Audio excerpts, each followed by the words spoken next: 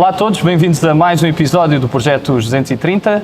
Desta vez, uma entrevista com Joana Cordeiro, da Iniciativa Liberal. Muito bem-vinda, Joana. Obrigada, Francisco. Obrigada pelo convite também. E, Joana, começamos já com um desafio. Não podes invocar direito ao silêncio, sabemos que está na moda também. Mas tens que dizer duas verdades e uma mentira sobre ti e eu tenho que adivinhar qual é que é a mentira. Então, sou uma pessoa muito faladora e ninguém tem muita paciência para maturar. Fui militante do Partido Comunista Português e sou cinturão castanho em Karaté. Ok. À partida diria que a segunda é que era falso, mas para dizer, não sei, foste mesmo militante do... Também cresceste na Margem Sul. Foste militante ou não? Não sei, diz-me tu. Eu acho que é essa que é falsa. Achas que essa é falsa? Acho que essa é falsa. Pois é falsa, de facto. Essa é Eu nunca falsa, fui ok. militante de mais nenhum partido antes da Iniciativa Liberal. Ok, mas nunca sentiste o chamamento para o PCP? Não, pelo contrário, na realidade. Eu acho que alguém que cresce na Margem Sul e principalmente acompanhando, e eu vivo lá agora, pronto, Sim. tive uns anos a viver em Lisboa a seguir quando comecei a trabalhar, mas basicamente vivi a minha vida toda e agora vivo outra vez no Concelho do Seixal. Eu acho que alguém que vive ali percebe o potencial que toda aquela zona tem e que não foi desenvolvido exatamente por causa das políticas locais, nacionais também, mas locais, que foram seguidas ao longo dos anos. Portanto, nunca tive nenhum chamamento. Eu antes de viver nos Açores vivia também Margem Sul, Pinhal Novo, mas em frente à sede do PCP e todos os dias via, mas nessa altura ainda não... Também. Se calhar era muito cedo, mas talvez mais tarde é que as pessoas começam a desenvolver essa consciência política. Quando é que tu desenvolveste a tua? E quando é que percebeste que eras liberal? Eu acho que sempre tive, ou seja, eu sempre fui, apesar de eu nunca me identificar propriamente com nenhum partido, portanto, à medida que a pessoa vai crescendo, apesar de nós falarmos muito de política em casa, era política sem partidos, ou seja, eram maneiras de viver, modelos de sociedade, mas não propriamente associadas a nenhum partido político. E eu fui crescendo com esta visão de questionar sempre tudo o que se passava à nossa volta e sempre cresci com uma sensação e mais uma vez por ter crescido na Margem Sul, nunca perceber muito bem porque é que nós tínhamos sempre que contar com o Estado para tudo, que tínhamos que estar à espera que alguém resolvesse tudo por nós. E isto é a grande lembrança que eu tenho em todo o meu crescimento. Portanto, cada vez que alguém tinha um problema, o primeiro pensamento não era a pessoa contar com ela própria e tentar melhorar a sua vida. Portanto, estava sempre a contar todas as pessoas que eu tinha à minha volta, a visão era, mas o Estado pode dar um apoio, mas o Estado isto, mas o Estado aquilo. Eu acho lindamente e acho que o Estado serve para apoiar quem precisa, acho é que a lógica das pessoas não pode ser esta. Nós temos que viver numa sociedade em que cada pessoa tem uma ideia de futuro, daquilo que quer fazer no futuro e conseguir por ela própria ter fazer esse crescimento e ter as oportunidades para o conseguir fazer. Portanto, eu acho que a minha consciência política vem daqui. Eu só me identifiquei propriamente com um partido quando apareceu a Iniciativa Liberal e sejamos aqui sinceros, nem logo no início, porque eu não se percebia bem, era um partido que estava a nascer, mas de facto eu acompanhava muito o que o Carlos Guimarães Pinto escrevia antes e depois quando ele foi presidente, eu acompanhei o nascimento da Iniciativa Liberal, mas de facto quando o Carlos vem para a Iniciativa Liberal eu percebi que havia ali um partido com que eu me podia identificar, porque aquilo que nós costumávamos dizer ao início, ou melhor, aquilo que a Iniciativa Liberal é e que nós identificamos que não é um partido de esquerda nem de direita, exatamente porque tem alguns valores que no nosso país eram considerados modelos económicos mais à direita e depois os valores sociais mais à esquerda. Eu acho que sou a típica pessoa que eu nunca me identifiquei nem com esquerda nem direita. Eu identifico-me como uma pessoa liberal em que cada um de nós deve ser aquilo que quiser, como quiser, viver a sua vida da maneira que quiser e foi isto que me atraiu na Iniciativa Liberal. Portanto, eu acho que a consciência política estava lá sem dar nomes às coisas, mas depois com o aparecimento da Iniciativa Liberal eu percebi que se eu queria, e eu sempre tive muita vontade eu sempre me envolvi muito em voluntariado e nas associações locais e isso tudo, e percebi que se eu queria mudar alguma coisa no meu país, portanto deixar um país melhor para os nossos filhos, para os nossos netos, eu tinha que me envolver mais. E portanto quando a Iniciativa Liberal aparece, eu achei que era o projeto certo para eu me aproximar daquilo que era uma política partidária que eu não conhecia bem. E o que é que te atraiu no marketing? O que é que te fez querer ser uma marketeer? Sim, por acaso a minha escolha de profissão foi muito atribulada, digamos assim, porque eu comecei por querer ir para a Força Aérea, porque eu queria pilotar aviões, portanto o meu objetivo era esse, conseguia fazer os testes até ao dia em que percebi que não via bem, portanto percebi que não ia conseguir, portanto a partir daí, ok, o que é que eu vou fazer a seguir? E então eu gosto muito, sou um bocadinho geek com a tecnologia e isso tudo, pensei, ok, informática. Mas depois comecei a pensar, mas a minha vida toda só tipo a programar, será que é isto? Então se calhar informática de gestão, pronto, gestão, estratégia. E depois de repente, à última da hora, achei que gestão de marketing era espetacular. E como é que foi esse percurso no marketing? Sim, é uma área que eu adoro. Pronto, Nomeadamente gestão de marcas? É uma área que eu gosto muito, ou seja, eu acho, e isto aplica-se muito bem à política, ou seja, nós temos uma ideia ou temos um produto, mas e queremos vendê-lo e passá-lo a outras pessoas. Portanto, nós temos que conseguir elaborar toda uma estratégia para que esse produto ou essa ideia chegue a quem ela devia chegar e para preferirem o nosso produto a outros. Portanto, é isto que eu gosto. Esta capacidade de nós fazermos acontecer qualquer coisa. Portanto, eu acho que tenho um produto que é bom, portanto, eu quero que as outras pessoas sintam que esse produto é bom, portanto, eu vou trabalhar e é isto que o marketing dá. Eu acho giro. Pronto. E o marketing também foi uma das formas que potenciou inicialmente o crescimento da IEL nas suas várias vertentes, e é um fenómeno que também se está a ver um pouco, não só pela Europa, mas Sim. um pouco por todo o mundo, este maior peso, não só na comunicação política, mas também no marketing político por via do digital. Como é que olhas também esses novos fenómenos?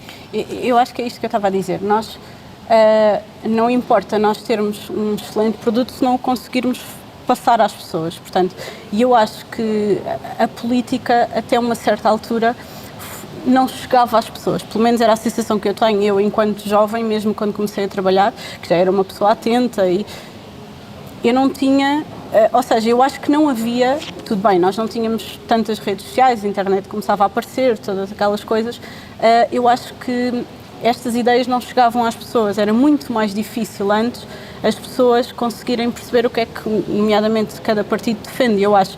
E eu acho que foi exatamente a IEL que deu este, pelo menos cá em Portugal, que deu este boost a esta questão do marketing político. Porquê? Porque era um partido novo que estava a aparecer, com ideias que eram muito diferentes daquelas que até então nós sempre tivemos um país que é muito centralista, muito estatista, lá está que sempre o Estado é que tinha que resolver os problemas, e quando a IEL aparece a falar que o foco deve ser a pessoa, isto era uma ideia completamente diferente, e isto para chegar às pessoas nós tínhamos que ser muito inovadores para que esta mensagem conseguisse chegar às pessoas. Nós podíamos, mesmo que nós acreditemos nesta mensagem, se nós não a conseguíssemos fazer chegar ao cliente final, usando a linguagem do marketing, tínhamos que ser inovadores nisto. E, portanto, e agora é uma tendência que nós vemos que todos os partidos têm seguido. Eu acho que também ajuda, e isto também ajuda a que os políticos estejam mais próximos das pessoas, porque eu acho que sempre houve aquela ideia que os deputados da Assembleia da República era alguém que estavam ali num pedestal, que ninguém sabia bem quem eram, apareciam na televisão, reuniam-se ali, e eu acho que hoje em dia, manifestamente, pelo menos eu tento fazer esse esforço de falar com todas as pessoas, de mostrar que sou uma pessoa exatamente igual às outras, independentemente do cargo que estou a desempenhar neste momento, e eu acho que isto é muito importante, porque só assim é que as pessoas se envolvem nas decisões que depois mudam o futuro do país. Portanto, como é que nós podemos pedir às pessoas para votarem, para decidirem um governo, para o que é que seja, se elas depois não conhecerem as pessoas que estão à frente dessas ideias ou os próprios partidos e o que é que eles defendem? Depois, como é que é chegar aqui à Assembleia da República, sobretudo num grupo parlamentar de 8, ou seja, é um grupo médio, mas que por não serem muitos deputados tem que se dividir por muitas comissões. Sim. Ou seja, vocês têm há mais comissões parlamentares do que têm deputados. Isso faz Sim. também de ser coordenadora de mais do que um grupo parlamentar. Como é que é uma semana na vida de uma deputada como tu? Como é que geres esse Sim. trabalho? Porque são dossiês também muito diversos. Eu não posso dizer, não vamos dizer que é fácil, não é. Nós, de facto, temos uma dimensão que não nos permite chegar a todo lado. Isto há muita coisa que acontece na Assembleia da República, são muitos temas, são muitas comissões. Cada um de nós tem 2 comissões efetivas e 2 em que somos suplentes. e de facto quando nós chegamos aqui é todo um conjunto de temas que nós costumamos dizer que de repente os deputados têm que saber falar sobre tudo. Claro que um bocadinho mais direcionado às áreas com que trabalhamos, mas no limite, se um não pode, o outro tem que lá ir falar. Portanto, o que é que isto acontece? Acontece que temos que estudar muita coisa, temos que saber muita coisa, temos que passar a vida a ler, e se a sensação que eu tinha, que já trabalhava muito antes, porque sempre trabalhei muitas horas, porque é assim, porque eu gostava, porque fazia parte, agora isto multiplica-se. E de facto eu acho que quanto mais pequenos são os grupos parlamentares, eu acho que quando temos como nós tínhamos antes, um deputado único, eu acho que aquilo que é esperado de um deputado único acaba por não ser tanto como é esperado de um grupo parlamentar. É mais normal que se perceba que um deputado único não consegue chegar a todo lado. Quando temos um grupo parlamentar, já esperam que nós consigamos estar em todo lado. Mas sistematicamente um deputado tem 3 reuniões ao mesmo tempo. Isto é quase sempre. Por exemplo, as quartas e as quintas-feiras acontece muitas vezes, principalmente as quartas-feiras, um deputado ter 3 reuniões ao mesmo tempo. Isto não é possível de fazer. Portanto, nós temos que escolher e às vezes isso nem sempre é bem percebido por quem está em casa, porque vê, vocês não estiveram naquela audição, não estiveram com aquelas pessoas. A verdade é que nós, de facto, não conseguimos estar em todo lado. É um desafio grande. E sobretudo quando se adiciona, por exemplo, comissões de inquérito, e agora tem sido muito falado, estás presente nestas comissões que as pessoas conhecem como Comissão de Avaliar o Caso das Gêmeas, mas tem um nome específico, o nome do medicamento. Isso também afasta um pouco a atenção dos outros dossiês, porque é também um assunto que envolve mais pesquisa. E qual é a tua expectativa também do resultado final de que podes sair dessa comissão? É assim, eu não sinto que afaste o foco dos outros temas, porque, pronto, tenho que conseguir chegar a todo lado, por isso é que nós também temos uma equipa. Nós, apesar de nós darmos a cara, há toda uma equipa de assessores por trás de nós que também nos ajuda. Obviamente, as comissões de inquérito têm um elevado volume de documentos para analisar e todos num curto espaço de tempo, depois as audições são muito seguidas e torna-se difícil, mas obviamente não podemos descurar os outros temas. Nesta comissão de inquérito já há muito, o que é que eu espero? Já há muita coisa que se sabe e o que eu esperava era que, com todos os factos que já são conhecidos, porque existem factos que são conhecidos, o que eu esperava era que as pessoas viessem à comissão de inquérito e que contassem a verdade. Até pode haver, e pessoalmente eu acho que, e eu já disse isto na comissão de inquérito, que com tanto encobrimento provavelmente há aqui algo maior que nós ainda não sabemos, mas pelo menos naquilo que sabemos, ou seja, o que nós sabemos é que alguém agiu, portanto há uma secretária de um secretário de Estado que marca uma consulta, portanto eu acho que o mínimo que se esperava, e de respeito também a Portugal, pronto, a Assembleia da República em primeiro lugar, mas depois a quem está lá fora, que tem acompanhado isto durante meses e que é sistemático, e eu percebo, não é? Atenção, eu percebo o impacto mediático que este caso tem. Eu acho que o mínimo que se esperava é que aquelas pessoas que estão mais implicadas neste tema fossem as primeiras a querer dar justificações e pelo menos eu até admito que não contassem tudo no limite, mas pelo menos que dissessem muito mais do que aquilo que vieram fazer à comissão de inquérito, que foi como nós começámos, remeter-se ao silêncio e dizer absolutamente nada. E fica aqui um clima de suspeição que eu gostava que a comissão de inquérito, pelo menos, nós ainda temos algumas pessoas, nomeadamente a secretária do ex-secretário de Estado, que nós ainda vamos ouvir, portanto vejo com muita expectativa esse depoimento, porque de facto, e até porque nós já conhecemos o depoimento da própria que fez à Inspeção-Geral das Atividades em Saúde no âmbito do inquérito que fizeram, portanto já sabemos o que é que ela disse, portanto sabemos que essa consulta foi efetivamente marcada, portanto eu tenho alguma expectativa que de algumas audições que nós ainda vamos ter, que se consiga perceber aqui mais qualquer coisa. Mas de facto, quando as pessoas principais se remetem ao silêncio, fica difícil. Falando das outras 2 comissões que coordenas, Ambiente e Energia, Trabalho, Segurança Social e Inclusão, quais é que são os desafios nesta legislatura e quais os contributos que achas que a Iniciativa Liberal pode dar nestas áreas? Assim,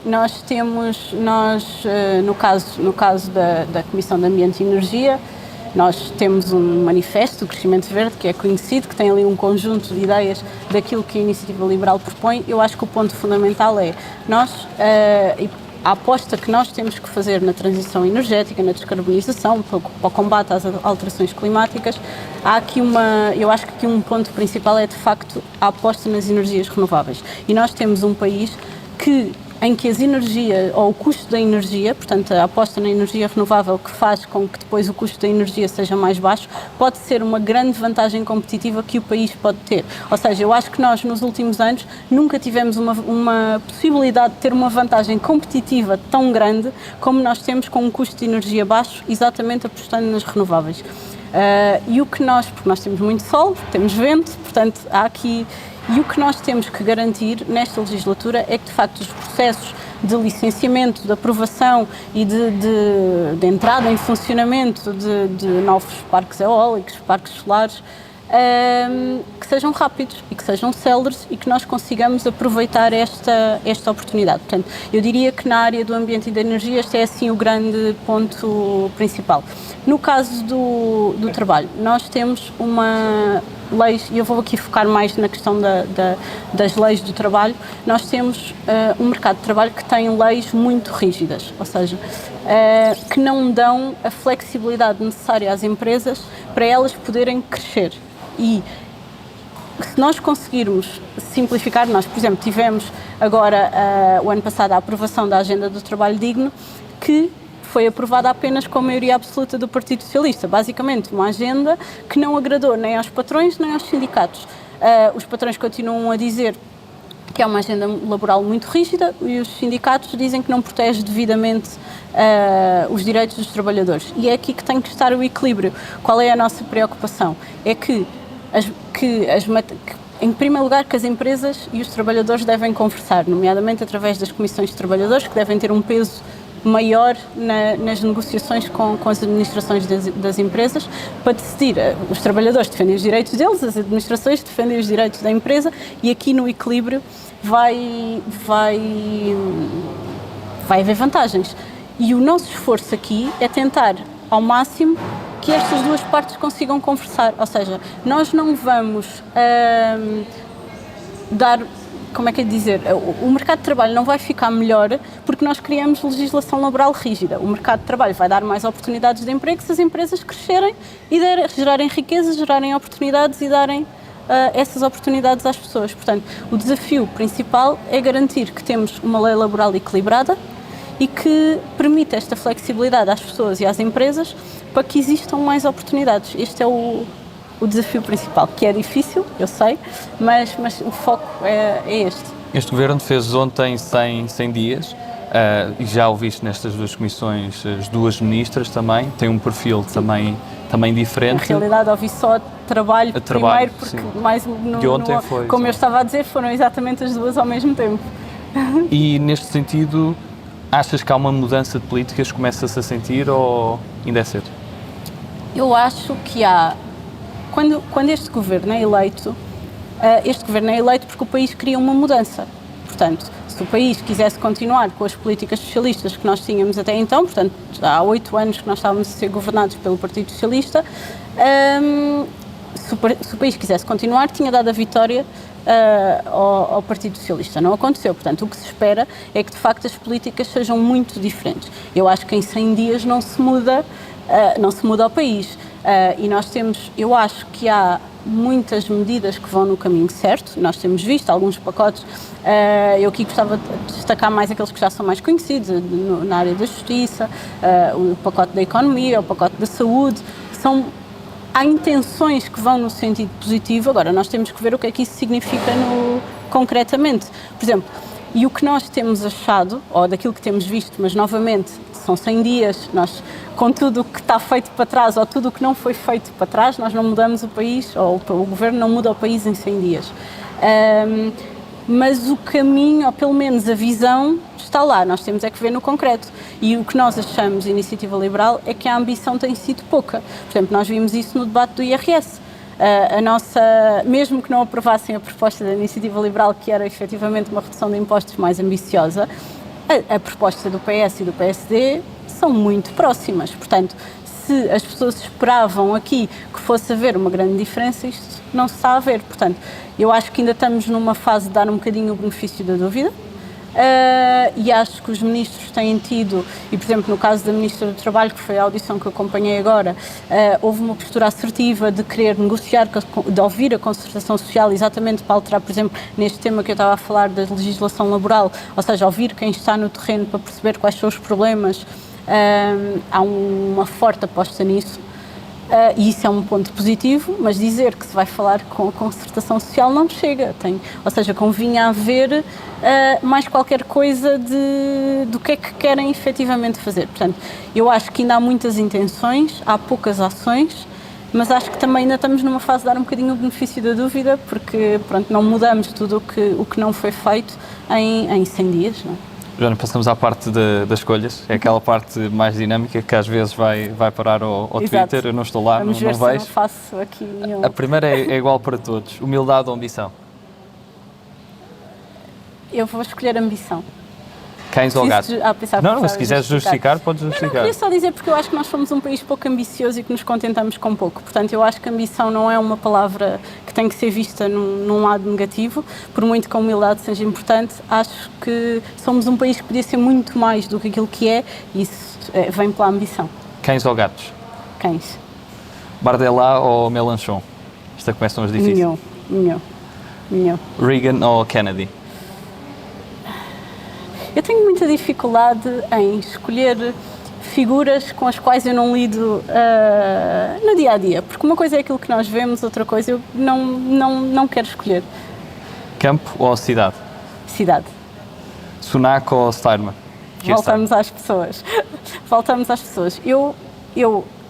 Eu percebo a pergunta das pessoas, mas eu gosto de escolher entre pessoas que eu conheço e que, no concreto, com quem já lidei. Portanto, tenho muita dificuldade em escolher pessoas assim. Mas, por sobre exemplo, aquilo que nos chega. eleitora, se fosse votar, tenho muita dificuldade, porque as posições de um lado e do outro, voltamos ao mesmo. Há coisas com as quais eu concordo e com as que não concordo e não conheço o suficiente das várias alternativas para poder decidir entre um e outro. TAP ou Ryanair? A que for mais barata na altura. PS ou Chega? Nenhum. Margem Sul ou Margem Cool? Margem Sul. Bloco ou PCP? Isso também é muito difícil. Não consigo escolher nenhum dos dois. Camões ou Sofia? Isto é muito difícil. Eu gosto muito de ler e, portanto, entre esses dois autores eu também não consigo escolher. Geirinhas ou Ricardo Aruz Pereira? Geirinhas, aí essa consigo escolher melhor. Livre-cambismo ou proteccionismo? Não, eu sou sempre a favor do livre. Do que for livre, é livre. Sagres ou Superboc? Eu não bebo. Trump ou Biden? Olha, outra. Pois bom, nessas duas,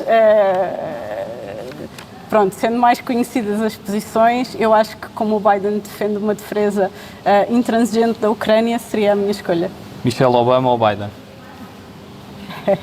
Aí a Michelle tem outra. Eu acho que ela, não sei se ela alguma vez se vai candidatar a presidente, mas eu gosto particularmente dela, mas apenas porque acompanho mais o dia a dia e acho que é uma pessoa muito próxima das pessoas, portanto, Michelle. Se pudesse escolher onde seria o próximo dia de Portugal, que localidade é que escolhias? Escolhi a minha, só porque é a minha, que é o Seixal. Tá. Sim. Também é do Tiago. Thatcher ou Churchill? Voltamos às pessoas. Há muitas pessoas nestas escolhas. Há muitas pessoas nestas escolhas. Eu tenho muita dificuldade em escolher duas pessoas. Eu não sou aquelas pessoas que me identifico com figuras. Ou seja, que tenham um exemplo de pessoa que me vou identificar totalmente com elas. E tenho muita dificuldade em escolher, porque concordo com as pessoas numas coisas, discordo noutras, e uma escolha entre duas pessoas é validar uma determinada pessoa no seu conjunto. E eu não gosto de fazer essas escolhas assim. Então a próxima não é entre duas pessoas, é entre Liz Truss e uma alface. Vou escolher uma alface, apenas porque é saudável. Do Lidl ou não? Pode ser uma alface do Lidl, não sim. É? Poesia ou prosa? Prosa. Pedro Sánchez ou Milei? Temos muitas pessoas. Opa, nenhum dos dois. Amália ou Variações? Epá, isso é difícil, porque lá está. Mas eu digo Amália, porque de facto eu gosto muito de ouvir a Amália. Cuba Libre ou caipirinha? Sei que não eu bebes. Não bebo.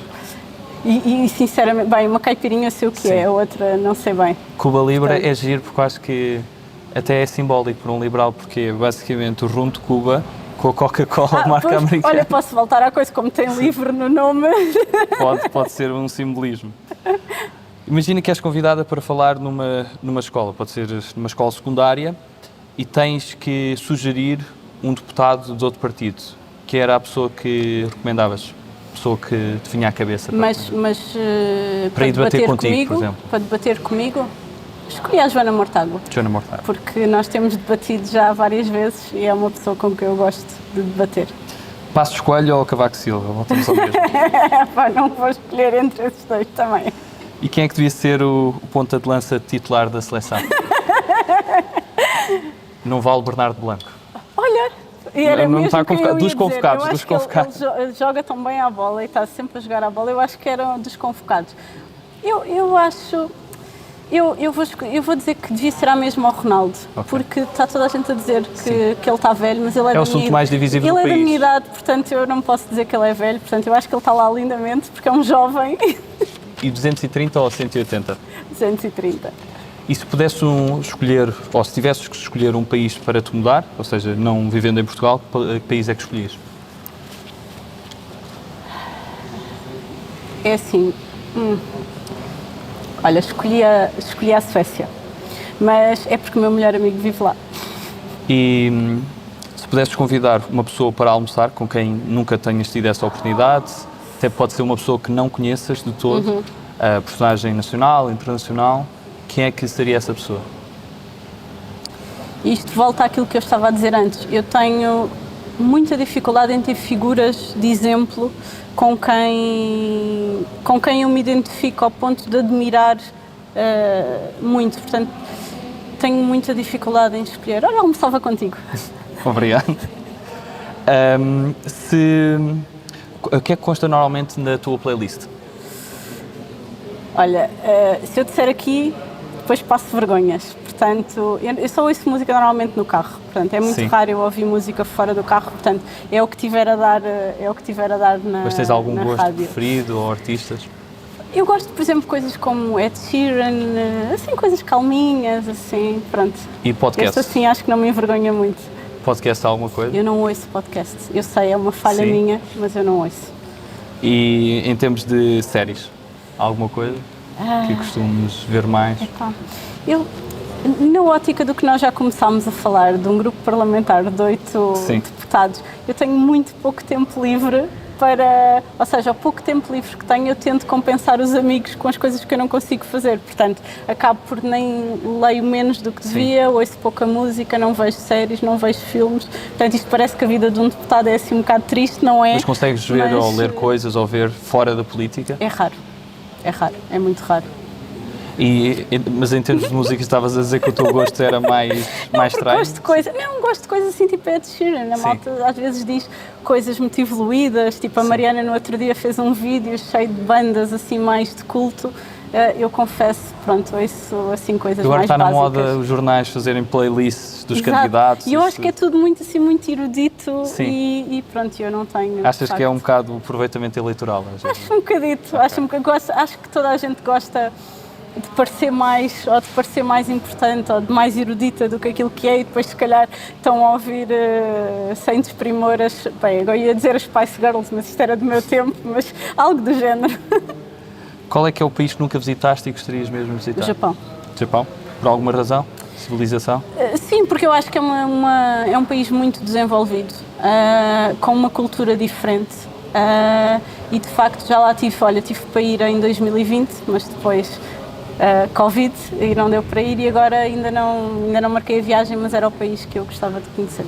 Passamos a um conjunto de palavras soltas. Peço que me digas numa ou em poucas palavras o que é que associas. Não tem pessoas nesta vez.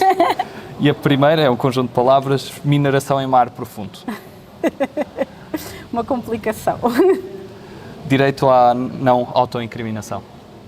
Acho que toda a gente deve ter o direito à não autoincriminação. Marketing. É a minha vida profissional.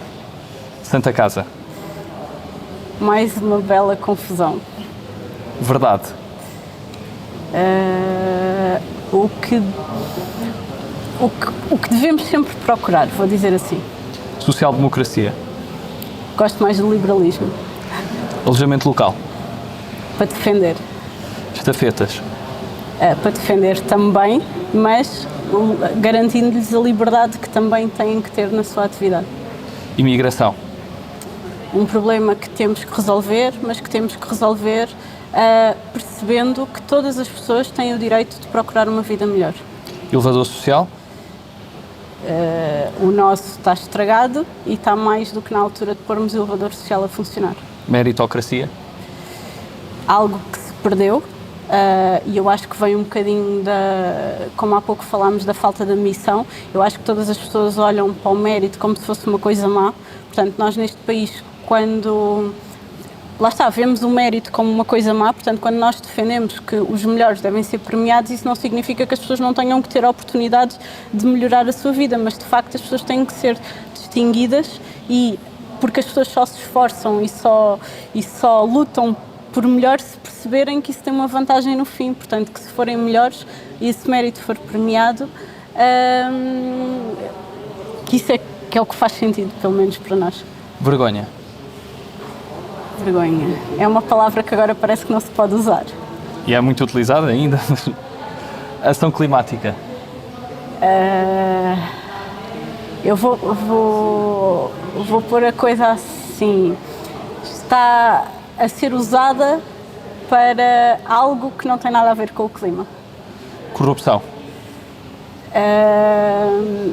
Novamente, um problema que nós temos que resolver, mas que se resolve na grande maioria das situações combatendo a burocracia e os processos complicados que depois têm sempre incentivos àquela cunha para resolver o problema.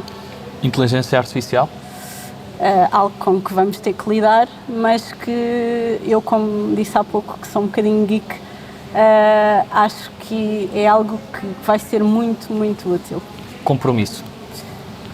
Compromisso. Essa é mais difícil. Diria que é algo, ou seja, um compromisso com uma ideia, é aquilo que nos faz trabalhar todos os dias. E se pudesse resumir Portugal numa palavra, que palavra escolhias? Potencial. Para terminar, que mensagem é que gostarias de deixar a todos os portugueses? Em linha com esta questão do potencial, acho que Portugal podia ser um país que é muito mais do que aquilo que é hoje em dia.